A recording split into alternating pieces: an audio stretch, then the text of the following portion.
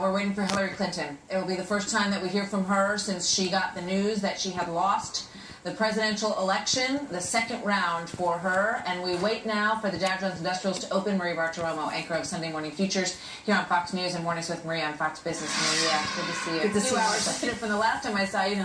How's the open going to look this morning? Well, I think we are going to have a down opening, obviously. The futures were indicating a very weak opening, and you know that this was a surprise to a lot of people. But I would say to you, I would not be surprised to see this market trade up by the close, because this is a very short-term, knee-jerk reaction that we're seeing. Look, the whole market is not, the Dow Jones Industrial Average of 30 stocks are not open yet, so we're looking at a gain right now of 46 points on the Dow Industrials. We'll see how this market opens. There are a number of companies that are not open yet, but there is some worry because this was a surprise. You know, Wall Street wants to see certainty. Right.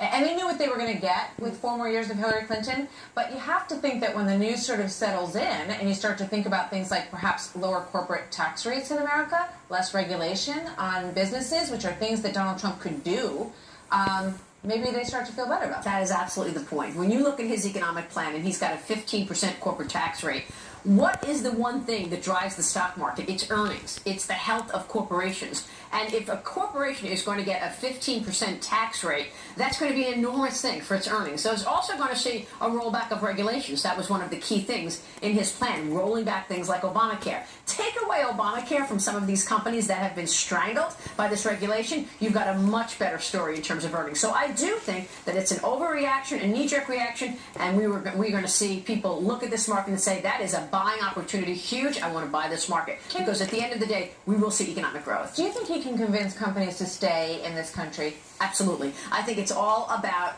the dollars and cents. And one of the reasons that they kept so much money overseas is because they were getting double taxed. And they were having to get taxed in the country that their money is, as well as come back and get taxed again in the U.S. If Donald Trump is doing incentives to get companies to bring that money back here, they absolutely will. Because it's about, at the end of the day, shareholders and the health of their company. If it's going to make sense for the company, they're going to do it. I think he will. And small businesses really try to keep their payroll as small as possible because of Obamacare, right? It's absolutely true. And one of the points that I made last night when we were talking here is small business has been desperate for Trump economics, because it's really small business that has been watching the weight of Obamacare, watching the weight of the EPA regulations, Dodd-Frank, the financial services regulation.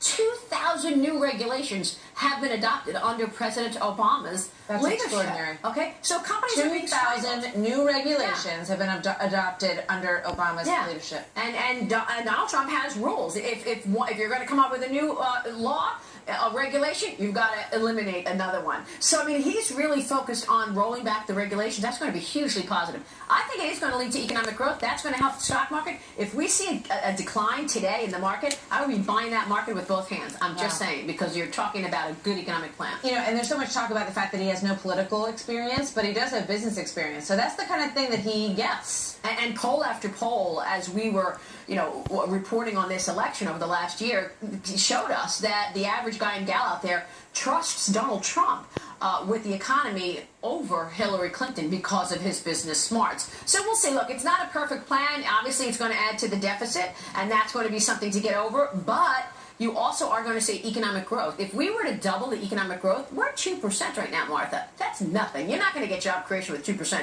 If you actually see the economic growth story go to 4%, you're talking about an ability to actually offset that higher deficit. It takes some creativity. We have such a changing world with technology, but it's so fascinating. Thank you so much, Maria. Great to have you here with us this morning. Thank you. She said she was buying with both hands. Is that? Yeah, she's two-fisted.